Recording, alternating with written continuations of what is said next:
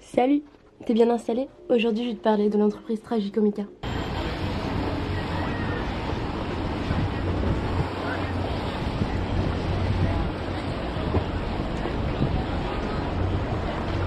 Alors, tout d'abord, Tragicomica, c'est une entreprise créée par Gualtiero Dall'Ostro, un artiste accompli qui fait des masques depuis environ une quarantaine d'années.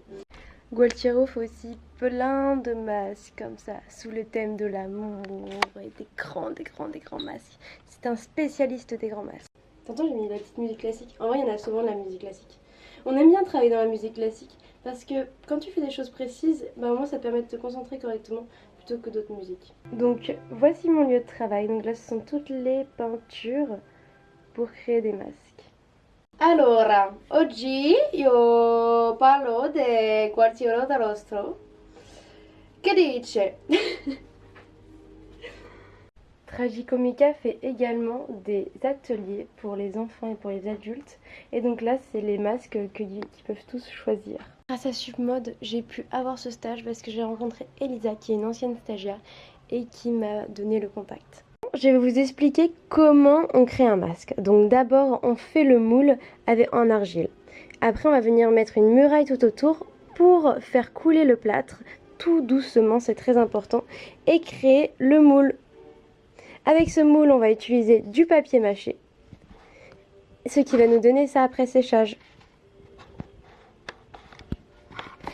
Et ensuite, on va venir découper les yeux et les bords pour donner la forme exacte que l'on veut. Ensuite, comme il y a toujours des défauts, on va venir lisser avec un autre plâtre.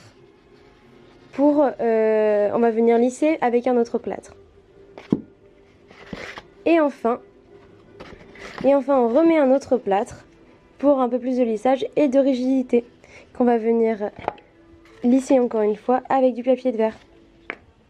Et après, vous faites les décorations que vous souhaitez.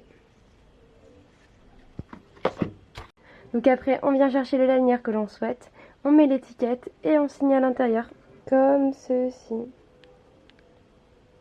Bonjour. Bonjour, je suis là pour peindre un masque blanc devant vous. La bota.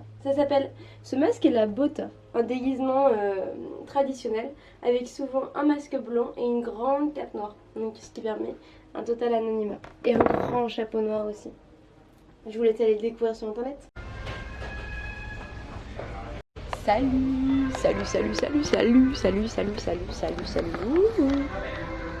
Ok. Aujourd'hui, on se retrouve dans un petit bistrot pour vous parler du carnaval de Venise. Donc le terme apparaît à partir de 1064 avec le 32e doge. Il va vouloir créer un moment de fête et de jeu pour toute la population, car oui, tout le monde a le droit d'y participer. C'est vraiment mixité sociale. Et donc aussi pour affirmer la puissance de la ville. Par contre, ce n'est qu'à partir du XIIIe siècle que les masques apparaissent. Donc, pour garder son anonymat, qui dit anonymat dit bêtise. Parce que du coup, il y a des restrictions qui sont mises en place, comme l'interdiction du port d'épée durant les jours du carnaval.